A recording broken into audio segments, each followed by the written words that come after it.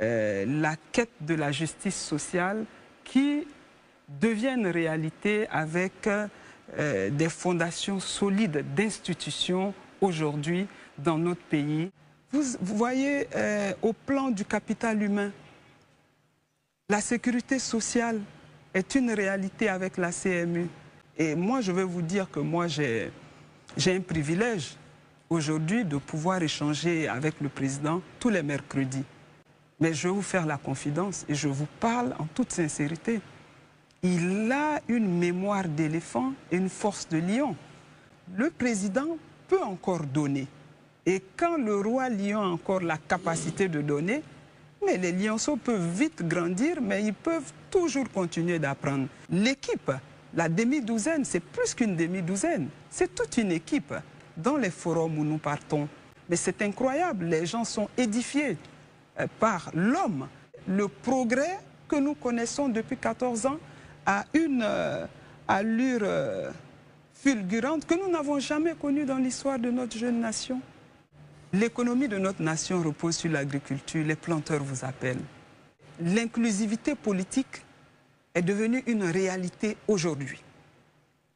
Mais l'inclusivité politique et l'inclusivité des individus, c'est différent. Et ce qui compte le plus pour l'Africain, c'est la parole. La parole est sacrée. Vous ne pouvez pas dire une chose le matin et dire une autre chose le soir. Quel est le véritable problème qui aujourd'hui fait que M. Tidjane Thiam n'a pas son certificat de nationalité? Alors écoutez, le problème, Tidjane Thiam est ivoirien. C'est le petit-neveu du père fondateur. Raison de plus de lui accorder son certificat de nationalité. C'est le petit-neveu du père fondateur. Mais je pense que le problème de M. Tidjane Thiam, c'est en interne. C'est un problème interne à son parti.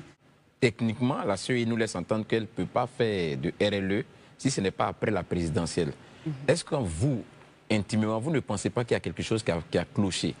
Mais aujourd'hui, s'il s'avère que les partis politiques pensent que c'est un verrou, c'est pour les empêcher d'enrôler leurs électeurs, mais ces partis politiques ont des élus à l'Assemblée nationale.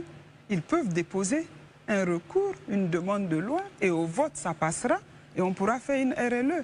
Alors, sur la question, donc, tout récemment, hier même d'ailleurs, pas plus longtemps qu'hier, on a reçu un membre du bureau politique du PDCI-RDA qui disait naturellement faire aujourd'hui la promotion d'une certaine forme d'alliance entre le PDCI et le RHDP. Envisagez-vous cela au sein de l'exécutif? Alors, en tant que membre du directoire, c'est ce qu'il y aurait de plus normal. Ce sont des oufouettistes. Et les portes du RHDP restent ouvertes pour toute alliance qui va concourir à développer la Côte d'Ivoire